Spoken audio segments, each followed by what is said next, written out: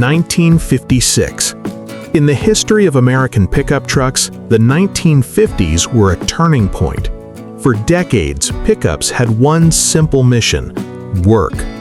They were built for farmers, construction workers, businesses, anyone who needed a machine that could carry heavy loads and survive abuse. Nobody expected a pickup truck to be stylish. Nobody expected a truck to look luxurious. A truck was supposed to be practical, a tool, nothing more. But then Chevrolet introduced something that quietly changed the entire direction of the pickup market: the 1956 Chevrolet Cameo Carrier. And this was not just another pickup. It was a pickup that asked a completely new question. What if a truck could be useful and still look good? That idea sounds normal today. Modern pickups are often expensive luxury vehicles. They have premium interiors, advanced technology, powerful engines. But in 1956, that was almost a strange concept.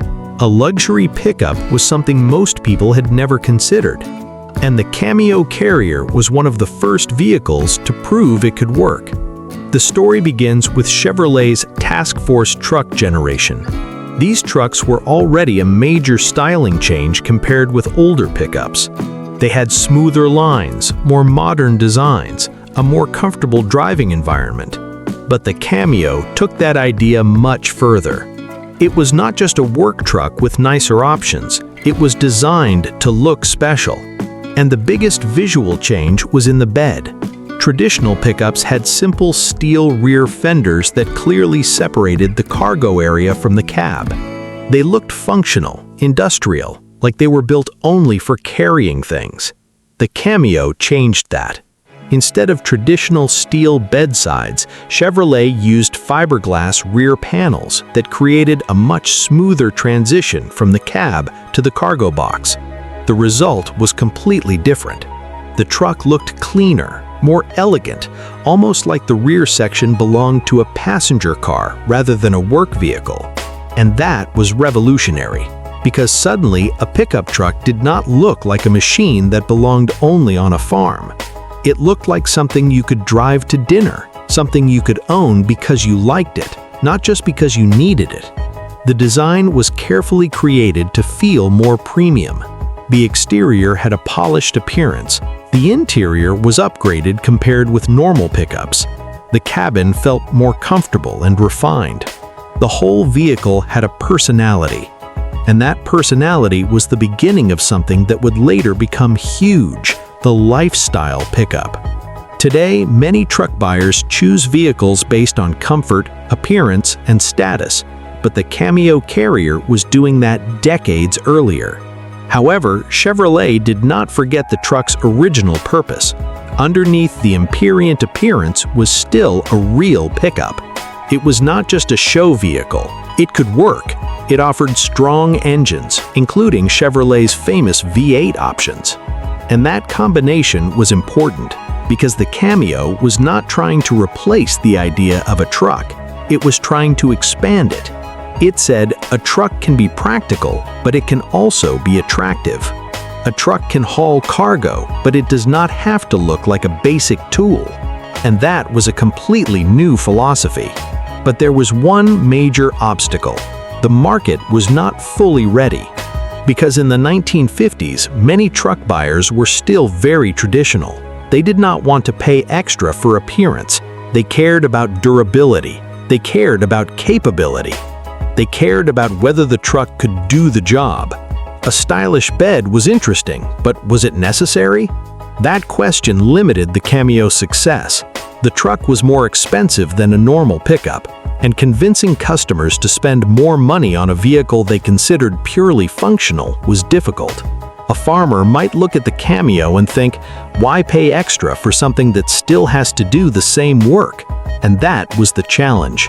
The Cameo Carrier was introducing a future that many buyers could not yet see.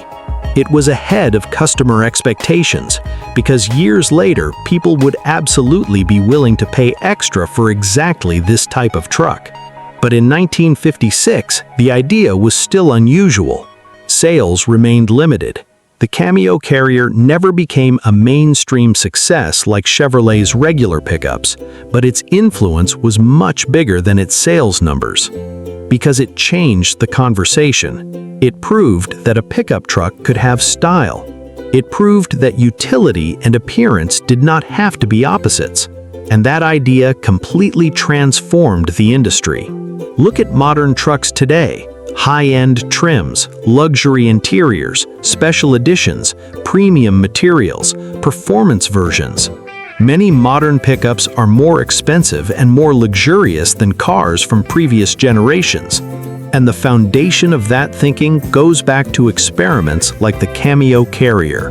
It was one of the first trucks to say, maybe people don't just want a tool, maybe they want something they enjoy owning. And that was a huge change. The Cameo also influenced future Chevrolet designs, especially the later El Camino concept, which continued mixing passenger car style with pickup practicality. The idea kept evolving. The line between car and truck became less clear, and the pickup truck slowly transformed into one of America's most popular lifestyle vehicles. Today, the 1956 Chevrolet Cameo Carrier is highly respected by collectors. Not because it was the fastest, not because it had the biggest engine, not because it dominated sales, but because it changed the rules. It was a truck that arrived before people understood what trucks could become, a pickup that was too stylish for the old generation, and a preview of the new one. The 1956 Chevrolet Cameo Carrier was not just a beautiful truck, it was a turning point, a machine that proved a work vehicle could have personality, a truck that stopped asking how much can it carry and started asking how much can people love it. 1961. Before the modern SUV became one of the most popular vehicle types in America, there was a time when the idea of a smaller adventure vehicle was still considered unusual. Most American trucks were huge, heavy, built around traditional ideas of strength. A pickup was expected to be a serious work machine, something that could carry equipment, pull heavy loads, and survive years of abuse. But International Harvester saw a different future. A future where people might want a vehicle that was not only useful, but also capable of exploring places far away from normal roads. And that idea created the 1961 International Harvester Scout 80 pickup. A small truck, a compact off-road machine, and one of the earliest attempts to create the kind of vehicle we now recognize as an SUV. At first glance, the Scout looks almost too simple. There is no giant body, no massive engine, no excessive styling, no attempt to look intimidating. Instead, it has a compact, boxy shape, straightforward lines, a design that looks almost like it was created with one question in mind. Can this thing get there? And that was the entire philosophy. The Scout was not designed to impress people in the city. It was designed to leave the city behind. International Harvester was already known for agricultural and industrial equipment. The company understood something important about rural customers. They needed vehicles that could handle difficult environments, farm roads, mud, snow, uneven terrain, places where normal passenger cars struggled. But at the same time, not everyone needed a giant full-sized pickup. Sometimes a smaller machine was better, easier to maneuver, cheaper to operate, more practical for everyday use.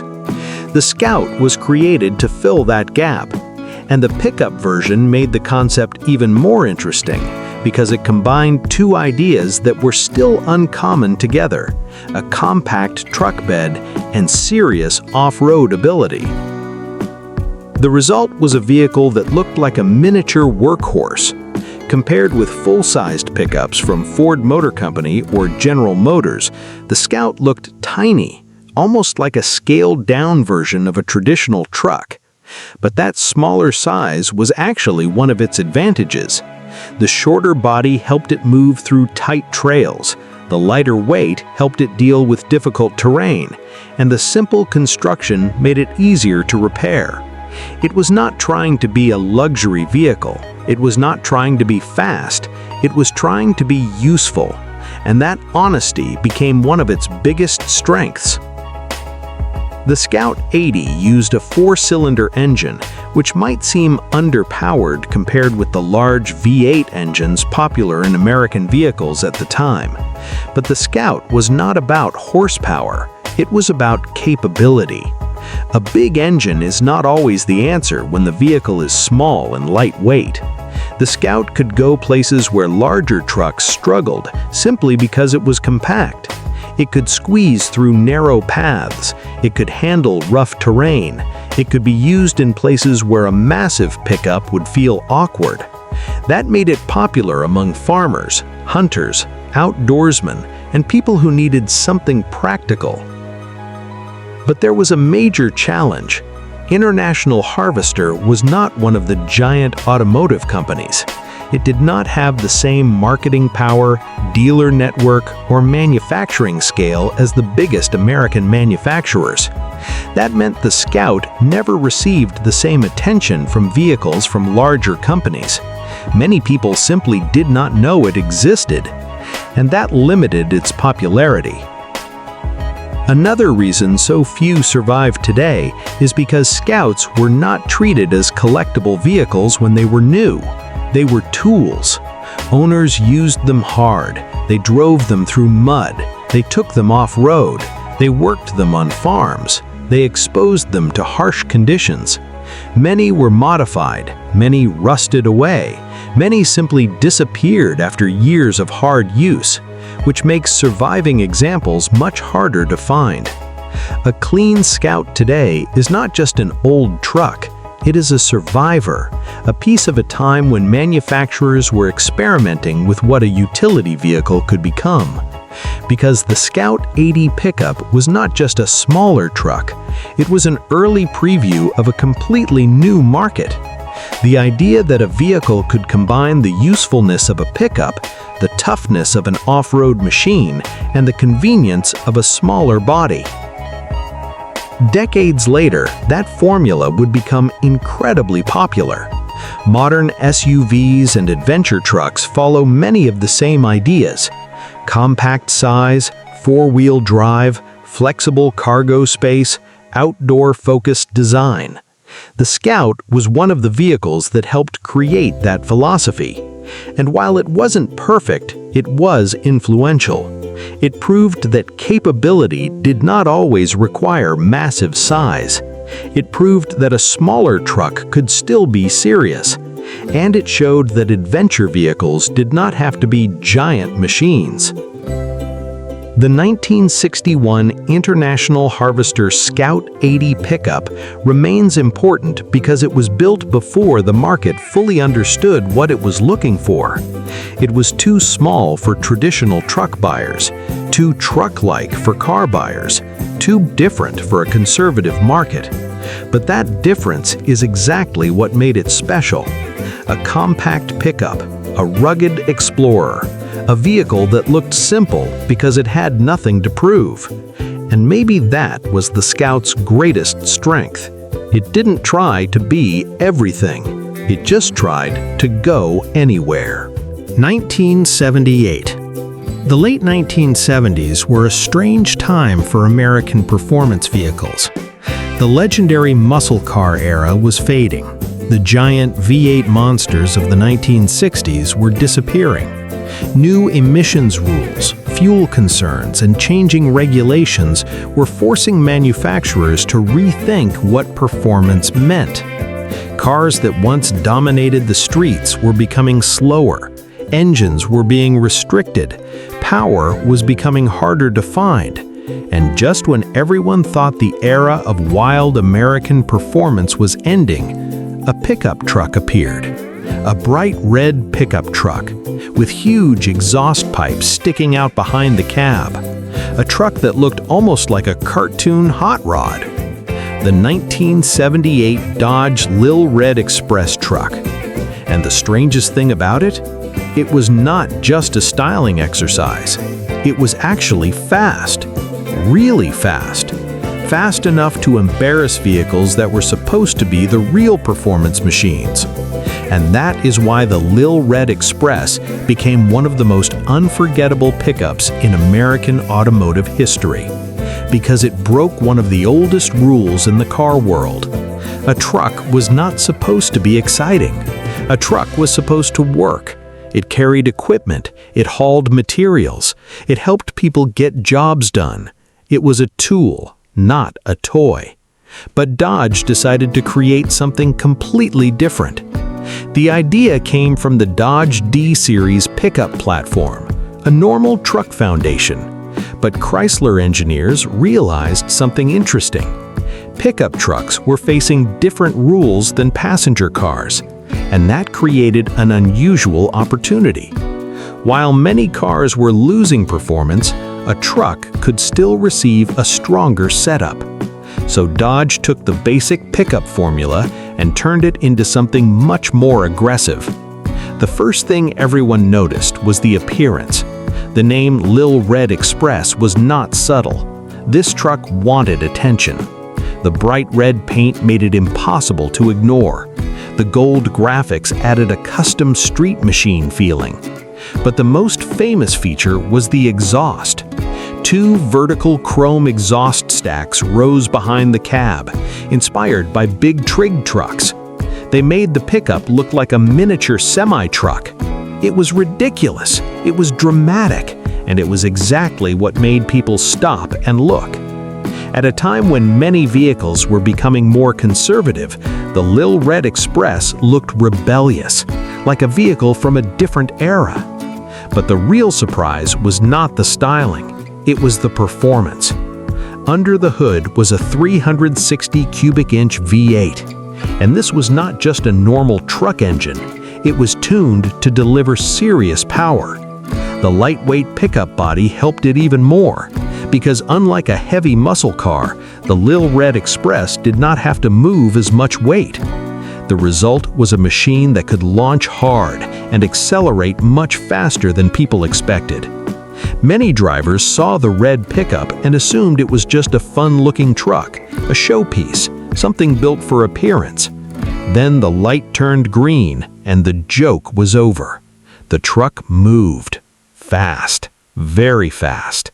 It shocked people because it completely destroyed their expectations. A pickup truck was suddenly competing with performance cars, and that created its biggest controversy. Not because it was dangerous, not because it was unreliable, but because it challenged the definition of a truck. People understood a sports car being fast. They understood a muscle car being powerful. But a pickup? That was confusing. Some buyers loved it immediately. They saw the genius in the idea.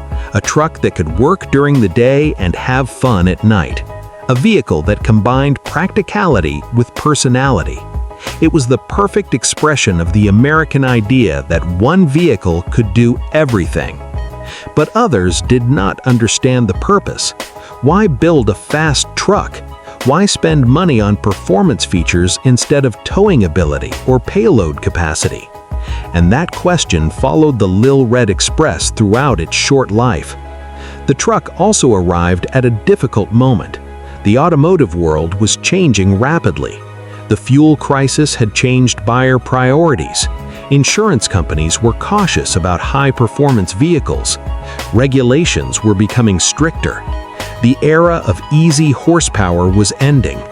The Lil Red Express existed in a very narrow window, a brief moment when regulations accidentally allowed a pickup truck to become one of the quickest vehicles on the road. And because that moment did not last forever, the truck became rare. Production numbers were limited. The model disappeared after a short run. But the impact was much bigger than the sales numbers, because the Lil Red Express proved something important. Performance did not have to come from a low sports coupe. It could come from anywhere, even a pickup truck. That idea would become extremely important decades later. Modern performance trucks, sport pickups, and high-powered utility vehicles all follow a path that vehicles like the Lil Red Express helped create. The idea that a truck can be more than a tool. It can be exciting, it can be fast, it can have attitude. Today, original Lil Red Express trucks are highly valued by collectors, not only because they are rare, but because they represent a unique moment in automotive history, a time when a pickup truck accidentally became a muscle car, a time when engineers found a loophole and created something completely unexpected.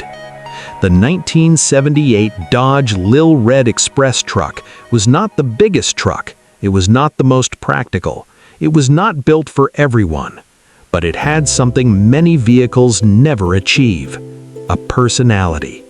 It looked like a toy, it sounded like a monster, and it proved that sometimes the most surprising performance machines are the ones nobody expects.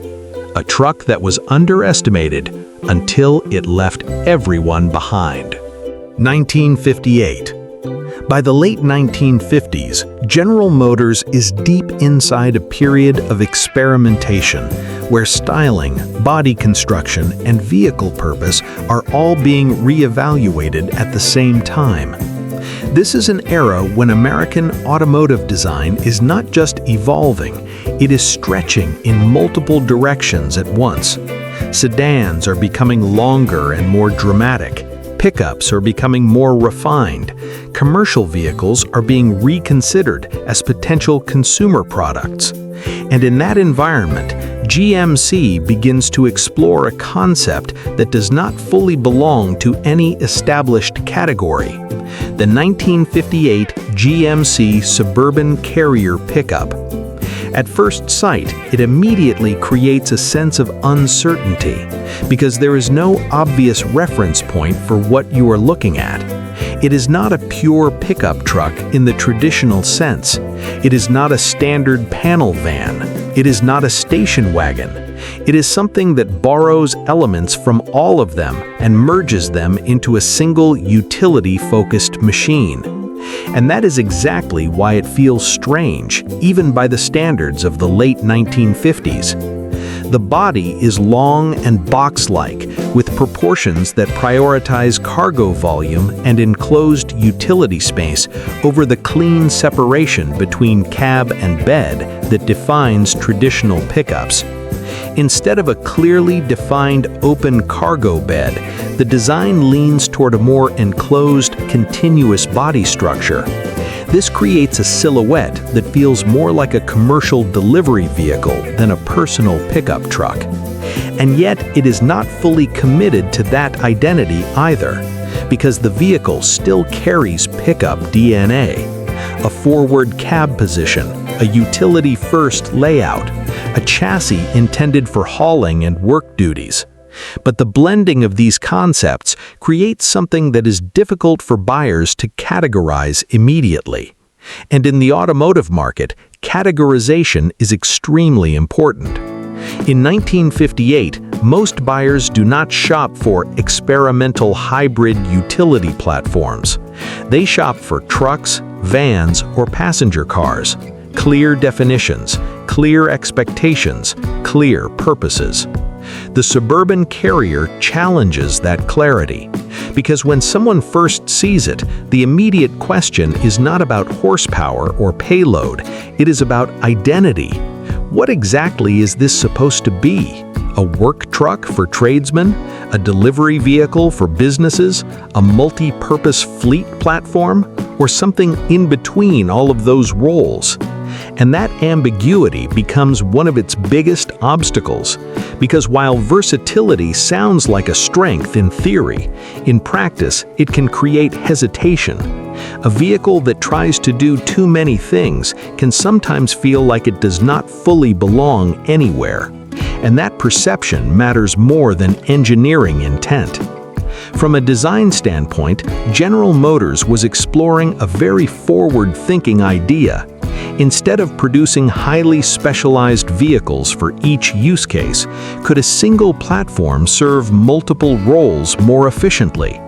Could a utility vehicle be flexible enough to adapt to different industries without needing completely separate body styles? On paper, this is a rational direction. It reduces complexity, it increases adaptability, it allows manufacturers to shared platforms across multiple applications. But in the late 1950s, this way of thinking is still ahead of its time, because customers are not yet accustomed to the idea of blurred vehicle categories. A truck is still expected to look and behave like a truck. A van is expected to be enclosed and commercial. A passenger car is expected to prioritize comfort and appearance over raw utility. The Suburban Carrier sits awkwardly between those expectations, and that is where its identity challenge begins. Visually, the vehicle emphasizes enclosed utility space more than open bed versatility. This makes it feel closer to a delivery-focused machine. But at the same time, its proportions and platform routes still suggest pickup capability. That contradiction creates hesitation in potential buyers, because even if a vehicle is useful, people need to understand it quickly. They need to immediately see what role it fills in their life. And the Suburban Carrier does not communicate a single role clearly enough. It communicates multiple possibilities at once, which is interesting but confusing for a mass market. As a result, production remains limited compared to more conventional GMC pickups of the same era. Fleet users and commercial operators do adopt it in some cases, because businesses are often more open to functional experimentation than individual buyers. But even there, traditional vans and established pickup formats remain more common, because familiarity is powerful. And in the 1950s, familiarity often wins over innovation. Another factor that contributes to its rarity today is usage reality. Vehicles like the Suburban Carrier were not usually preserved for nostalgia. They were working machines. They were used in daily commercial operations. They carried cargo. They delivered goods. They served practical roles until they were no longer cost-effective to maintain. And when they wore out, they were replaced. Very few were ever considered collectible at the time, which means surviving examples today are rare not because they were produced in extreme numbers, but because they were never treated as long-term preserved vehicles. But historically, their importance grows over time, because the Suburban Carrier represents an early attempt to merge vehicle categories in a way that would become far more common decades later. Modern cargo vans, extended utility platforms, and multi-role commercial vehicles all reflect similar thinking. The idea that a single vehicle can serve more than one strict identity. But in the 1950s, this idea was still experimental, still unclear, still searching for acceptance. The GMC Suburban Carrier pickup stands as a quiet but important transitional design. Not a revolutionary success, not a mainstream failure in the dramatic sense, but something more subtle. A vehicle that existed in the gap between definitions. A machine that asked questions the market was not yet ready to answer clearly. And in that way, it becomes one of the most interesting GMC creations of its time. A pickup that behaves like a van that still remembers it might be a truck, and a utility vehicle that, intentionally or not, reveals the moment when the automotive industry first started to seriously consider a future without strict boundaries between vehicle types. 1970. By the beginning of the 1970s, American automotive culture is still deeply influenced by the muscle car era. Big engines, bold styling, straight-line performance, and a growing obsession with horsepower figures that define status and identity. But at the same time, something else is happening in the background. The traditional boundaries between vehicle categories are starting to blur, and one of the most unusual results of that blending is already familiar to Ford buyers: the Ford Ranchero, a vehicle that has never fully belonged to one category because it is not quite a car and not quite a truck. It is something in between: a passenger car in the front, a pickup bed in the rear. A design that looks simple on paper but feels unusual in practice, especially when compared with conventional pickups from Ford Motor Company or General Motors. And by 1970, Ford decides to take this already unusual concept and push it further into performance territory. The result is the Ford Ranchero 500 High Performance. At first glance, it still carries the familiar Ranchero identity: long hood, coupe-like cabin, smooth body lines that resemble Ford's passenger car lineup more than its traditional truck range. But what separates this version is not the shape, it is what sits beneath the surface. Because this is not just a utility vehicle with modest power, it is a machine that can be equipped with serious V8 performance, engines that belong more to the muscle car world than to the pickup truck world. And that immediately changes how the Ranchero behaves, because when you place a high-output V8 into a relatively light car-based platform with a pickup bed, the result is not what most people expect from a truck. It is quick, responsive, and capable of acceleration that can surprise drivers who are not prepared for it. In many ways, the Ranchero high-performance versions behave more like muscle cars that happen to have cargo capability rather than trucks trying to be faster. And that distinction is important, because Ford was not just building a utility vehicle here, it was exploring the idea that performance and practicality could exist in the same platform. At a time when most trucks were still defined by work capability and durability, the Ranchero was leaning into personality, style, speed, image, and that made it stand out even further from traditional pickups. But the most interesting part is how it fits into the broader American market shift happening around 1970. Because this is a moment of transition. The muscle car era is still alive, but pressure is increasing from multiple directions. Insurance companies are becoming more strict about high-performance vehicles. Fuel economy is starting to matter more to everyday buyers, and regulations are slowly beginning to reshape engine output and emissions. So while the Ranchero high-performance version feels like part of the peak of American V8 culture, it is also arriving at a time when that culture is beginning to face limits. That creates a strange contradiction. On one hand, the Ranchero represents freedom, a vehicle that can still deliver strong V8 power in a lightweight, flexible body. On the other hand, it represents the final phase of an era where such combinations were becoming harder to justify in the long term. And that tension is part of what makes it interesting, because buyers at the time did not always know what to make of it. A pickup is supposed to be practical. A muscle car is supposed to be fast. The Ranchero tries to be both at once. And while that sounds appealing in theory, in practice it creates a niche identity.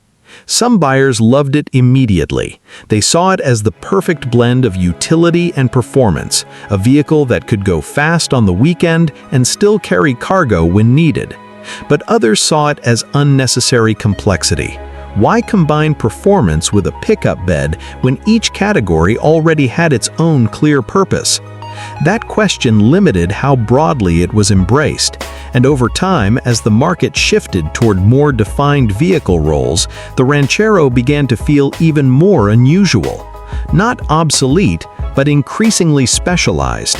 And as years passed, many examples were modified, used heavily, or simply disappeared without preservation. Because at the time, these were not yet seen as collector icons. They were just cars and trucks meant to be driven. which makes surviving performance Rancheros today far more rare than many people expect, especially clean, unmodified high-performance versions. Today, when people look back at the Ranchero, it represents something very specific in automotive history. It's a reminder of a period when manufacturers were still willing to experiment with identity, before categories became strict again, before trucks and cars were clearly separated in marketing and design philosophy. The Ranchero High Performance sits in that transitional space, a vehicle that refuses to fully commit to being one thing, a muscle car with a bed, a pickup with coupe DNA, a hybrid concept before that word became common in automotive language. And that's exactly why it remains memorable, because it didn't try to redefine the entire industry. It simply asked a question through design. What happens when a truck is allowed to behave like a performance car? And in doing so, it created one of the most unusual expressions of American V8 culture from the early 1970s. 1967. By the late 1960s, the American pickup truck is no longer a purely utilitarian machine in the way it once was. For decades, its identity was simple: a tool for work, a vehicle built for durability, hauling, and mechanical honesty. But as American society changes, so does the role of the pickup. More buyers are no longer using trucks only on farms or job sites. They're using them as daily transportation, as personal vehicles, as something that represents not just what they do, but who they are. And Chevrolet begins to recognize this shift clearly within the CK lineup. That is where the CST package comes into focus. Chevrolet CST, Custom Sport Truck. And even the name itself signals a change in thinking. This is not just a work truck, it is a truck with personality, a truck with comfort in mind, a truck that is starting to step into the world of passenger car refinement. At its core, the 1967 Chevrolet K10 CST pickup is still a real truck. It still uses a strong traditional body-on-frame construction. It still offers serious capability. And in the K10 configuration, it also brings four-wheel drive into the equation. That alone makes it more versatile than many earlier pickups, because now it is not just a highway or worksite machine. It can also handle rough terrain, snow, and off-road conditions with confidence. And when you combine that with available V8 engines, the truck becomes something more capable than its simple appearance might suggest. But what makes the CST version important is not only mechanical strength, it is refinement. Because Chevrolet is beginning to understand that pickup buyers are evolving. They are not all industrial users anymore. Some are individuals who want comfort alongside capability. So the CST package introduces improvements that would have been unusual in earlier decades. A more refined interior, better seat materials, more attention to cabin comfort, more thoughtful design details that make long drives less exhausting. It does not turn the pickup into a luxury car, but it does soften the experience in meaningful ways. And that balance is what defines this era. Because Chevrolet is careful not to remove the truck's identity. It is still a rugged machine, still capable of hard work, still built to withstand abuse. But now it also has a sense of personality, and that combination is what makes it historically significant. The K10 CST exists in a transitional moment where the pickup is beginning to separate from its purely industrial origins. And that transition is not just technical, it's cultural. Because by the late 1960s, America itself is changing. More suburban lifestyles, more commuting, more personal vehicle ownership. Trucks are no longer confined to work environments. They're being seen in driveways, on highways, in everyday life. And that means expectations are changing too. People begin to expect more comfort from vehicles they spend more time in, even trucks. So Chevrolet responds by adding options that make long-distance driving more tolerable. Better seating, improved ergonomics, more refined trim levels. And this is where the CST package stands out. It represents the moment when trucks start to feel less like industrial tools and more like personal machines. But there's another side to this story, because adding comfort and options also increases cost, and the CST K10 was not a cheap truck when new. Especially when combined with four-wheel drive and V8 power, it moved into a higher price category than many basic work trucks of the era. That limited its audience, because many traditional truck buyers still prioritized simplicity over comfort. For them, a truck was meant to be durable, easy to repair, and inexpensive to operate. Luxury features were not always necessary. So many CST-equipped trucks were still used hard in everyday work environments, farm duty, construction use, off-road labor. And over time, that usage pattern had consequences: rust, wear, mechanical modification, replacement parts. Most were not preserved as special vehicles at the time, because they were still seen primarily as tools, even if they were more refined tools. Which is why surviving examples today are surprisingly rare, not because they were exotic in production numbers, but because they were not treated as collectible when they were new. And that gives them a different kind of historical value. Because the 1967 Chevrolet K10 CST pickup represents an important turning point. It's not a radical experiment like some concept vehicles. It's not a performance outlier like muscle truck hybrids. It's something more subtle. It's a production truck that begins to reflect changing expectations. It shows that buyers want more than just durability. They want comfort. They want usability beyond work environments. They want a vehicle that can exist in daily life without feeling purely industrial. And Chevrolet responds to that need without abandoning the truck's core identity.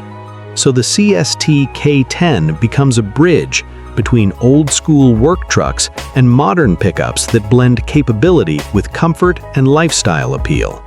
Today, when people think of pickups as everyday personal vehicles with advanced interiors and long-distance comfort, that idea feels normal.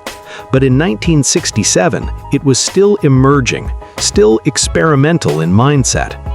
And trucks like the K10 CST helped define that direction quietly, without fanfare.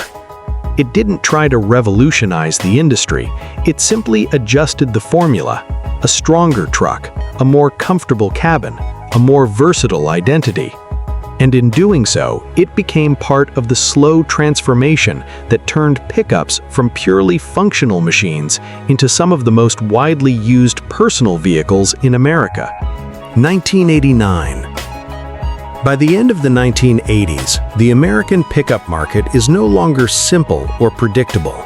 It is competitive, heavily segmented, and dominated by long-established names like Ford Motor Company and General Motors, whose truck lineups define what most buyers expect from a pickup: strong engines, proven durability, clear work-oriented identity.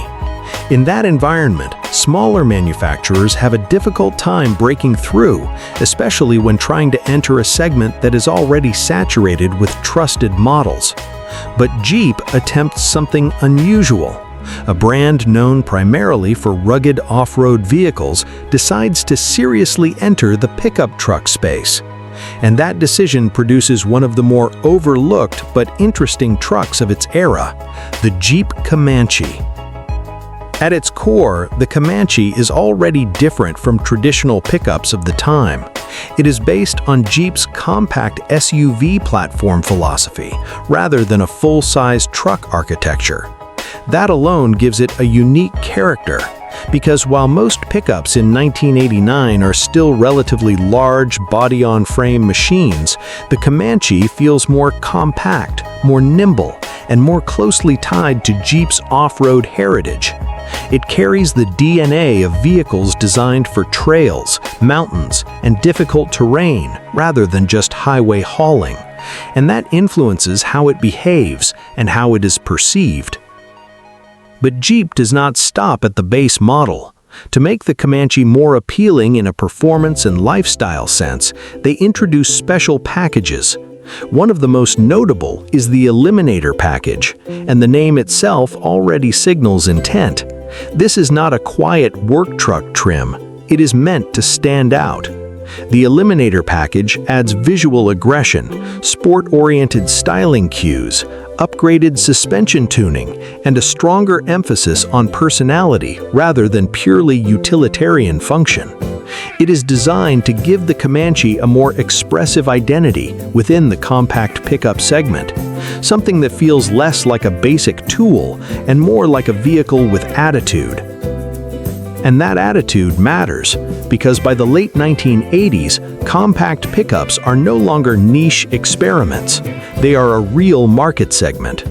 Buyers are starting to look for smaller trucks that are easier to drive in cities, more affordable to run, and still capable of light to moderate utility work.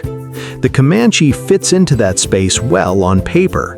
It offers practicality. It offers Jeep's reputation for off-road capability. And with packages like Eliminator, it adds a layer of emotional appeal, a sense that the truck is not just functional, but also enjoyable. However, the challenge it faces is not engineering, it is competition. Because by this time, Ford, Chevrolet, and Dodge already dominate the pickup market with extremely well-established models.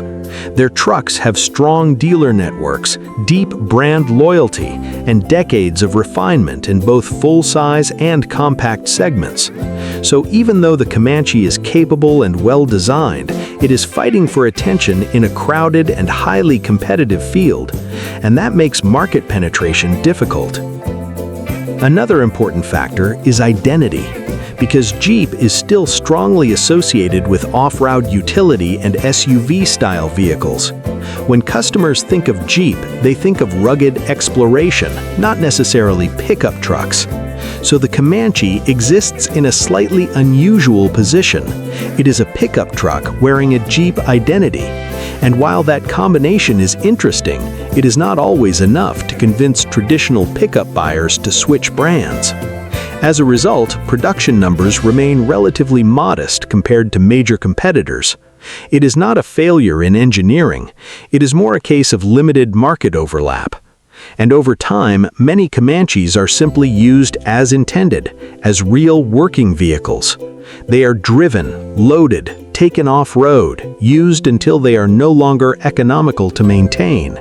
Very few are preserved as specialty vehicles during their normal life cycle, which is why surviving examples today, especially well-kept Eliminator versions, are relatively rare, not because they were extremely rare when new, but because they were treated as everyday tools, not collectibles, and that changes how they age.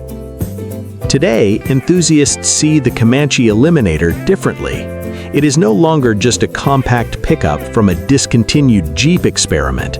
It is a representation of a very specific moment in American automotive history, when manufacturers were still experimenting with compact pickup identity, when off-road heritage was beginning to blend with everyday usability, and when performance-oriented styling packages were becoming a way to add personality to otherwise practical machines. The Comanche Eliminator sits right in that space. It is not extreme, it is not over the top, but it carries a distinct identity that separates it from more conventional pickups of its time. A Jeep interpretation of what a pickup could be: smaller, more agile, more off-road capable in spirit, and more personality-driven than most utility-focused competitors. And in hindsight, that combination is exactly what makes it interesting, because it shows that even within a highly competitive and mature pickup market, there was still room for alternative ideas, even if those ideas didn't dominate sales charts. The 1989 Jeep Comanche Eliminator remains one of Jeep's more quietly important experiments, a compact pickup that tried to blend utility, off-road heritage, and performance-oriented styling into a single platform. And while it never became a mainstream leader, it left behind a reputation that continues to grow with time. A forgotten contender from an era when pickups were still being redefined in multiple directions at once. 1957. In the middle of the 1950s, American car culture is at a point where experimentation is not just encouraged, it is almost expected. Manufacturers are constantly searching for new formats, new body styles, and new ways to combine practicality with consumer appeal. Sedans are becoming longer and more expressive, wagons are growing in popularity, and pickups are still firmly associated with work, farms, and industrial use. But Ford Motor Company begins to look at the market from a different angle, because not every customer fits neatly into one category. Some people want passenger car comfort, but also need cargo capability.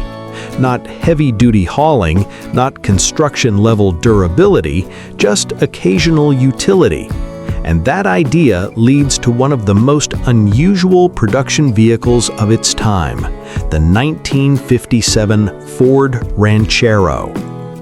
At first glance, it immediately stands out because it does not fit the established visual language of either cars or trucks. From the front, it looks like a standard Ford passenger car of the era. Long hood, smooth body lines, chrome-heavy styling typical of the late 1950s aesthetic. Comfort-oriented proportions that suggest a family vehicle rather than a work machine. But as your eyes move toward the rear, the identity changes completely. Instead of a trunk, there is a pickup-style cargo bed. Open, functional, designed for carrying loads that would normally require a separate truck. And that combination creates something the market had not seen in a mainstream format before: a car with a bed. Or, depending on perspective, a pickup that forgot it was supposed to be a truck from the start. This ambiguity is exactly what makes the Rancheros so important, because it does not replace existing categories, it merges them. And in doing so, it challenges how people think about vehicle purpose. Inside, the Ranchero feels much closer to a passenger car than a utility truck. That is intentional. Ford is not trying to build a stripped-down workhorse. It is trying to offer comfort first, with utility as a secondary capability. This is a key difference from traditional pickups of the era, which prioritize function over comfort in almost every aspect. The Ranchero reverses that balance, and for some buyers, that's exactly what makes it appealing. Because there is a growing group of customers who want a vehicle that is easy to drive daily, comfortable on highways, and still capable of carrying items when needed. Furniture, tools, equipment, weekend cargo, light-duty practical use, not industrial hauling, but everyday versatility. However, this is also where the Ranchero faces its biggest challenge, because in 1957, most pickup buyers still think in traditional terms. A truck is a tool. It is supposed to be durable, simple, and clearly separated from passenger cars. The idea of blending a car and a pickup into one platform feels unfamiliar, even unnecessary to some buyers. Why combine two roles when dedicated vehicles already exist for each purpose? That question limits early acceptance. Another factor is perception, because while the Ranchero is practical in its own way, it does not visually communicate traditional truck strength. It does not look like a heavy-duty machine. It looks refined, almost delicate compared to full-size pickups of the same period. And in a market where visual toughness often equals perceived capability, that becomes an important psychological barrier.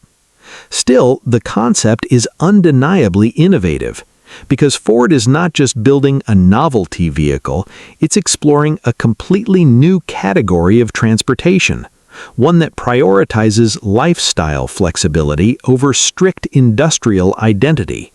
And while early adoption is limited, the idea itself is ahead of its time. Because decades later, the automotive world will fully embrace exactly this kind of thinking. Vehicles that combine passenger comfort with utility capability. Crossovers, sport utility platforms, lifestyle-oriented trucks. The Ranchero is one of the earliest mainstream steps in that direction. And even though the first generation does not achieve massive production success compared to standard pickups, its influence becomes more important over time, because it demonstrates that vehicle categories are not fixed. They can overlap, they can merge, they can evolve. Surviving early Ranchero examples today are relatively rare, not because they were exotic supercars, but because they represent a short production window during a period of rapid experimentation. Many were used as intended, driven daily, worked lightly, eventually replaced as designs evolved, which makes preserved examples valuable historical artifacts rather than just old utility vehicles. Today, the 1957 Ford Ranchero is remembered not for dominating the market, but for introducing a concept that would slowly reshape automotive thinking.